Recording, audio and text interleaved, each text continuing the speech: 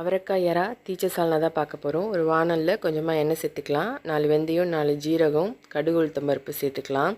கடுகு உளுத்தம் பருப்பு நல்லா பொரிஞ்சதும் ஒரு வெங்காயம் பொடிசாக கட் பண்ணி வச்சுருக்கேன், அதையும் சேர்த்துக்கலாம். ஒரு கைப்பிடி அளவு கருவேப்பிலை சேர்த்துக்கலாம். 2 பச்சை மிளகாய் சேர்த்துக்கலாம். ஒரு தக்காளியை பொடியாக கட் பண்ணி வச்சுருக்கேன், அதையும் அது கூட சேர்த்து நல்லா சுருள வதக்கிக்கலாம். வெங்காயம் தக்காளி நல்லா சுருள வதங்கிடணும்.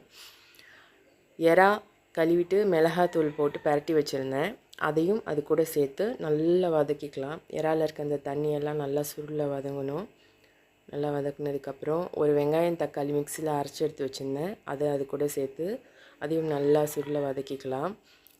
நல்லா வதங்கினதுக்கப்புறம் அவரைக்காய் கொம்பு அவரை தான் எடுத்திருந்தேன், அவரைக்காய் நான் க்ளீன் பண்ணி வச்சுருக்கேன், அதையும் அது கூட சேர்த்து நல்லா வதக்கிட்டு ஒரு ஸ்பூன் மஞ்சள்தூள் போட்டுக்கலாம். போட்டு நல்லா வதக்கிட்டு இது மல்லித்தூள் வீட்டில் அரைச்ச ஆனத்தூள் தான், அதை சேர்த்துக்கலாம்.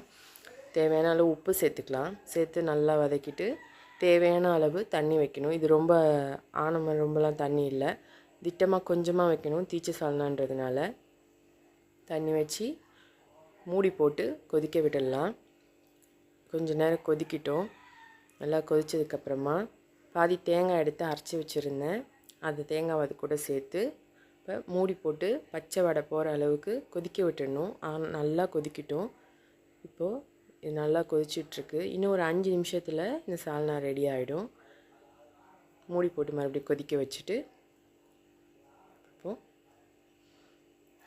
அவ்வளோதான், அவரைக்காய் எறா தீச்ச சால்னா சூப்பராக ரெடி ஆகிடுச்சு. ரொம்ப ரொம்ப டேஸ்ட்டாக இருக்கும். இது மாதிரி நீங்களும் ட்ரை பண்ணி பாருங்கள். இந்த மாதிரி ரெசிபீஸ் பார்க்க ஜுனிதாஸ் கிச்சன் சேனலை சப்ஸ்கிரைப் பண்ணுங்கள். பக்கத்தில் உள்ள பெல் பட்டனை கிளிக் பண்ணுங்கள்.